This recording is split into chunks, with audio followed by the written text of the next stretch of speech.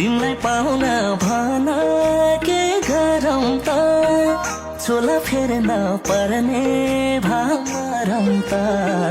जुनको ज्योति सुनकै संसार बने जस्तै हुन्छ तिमी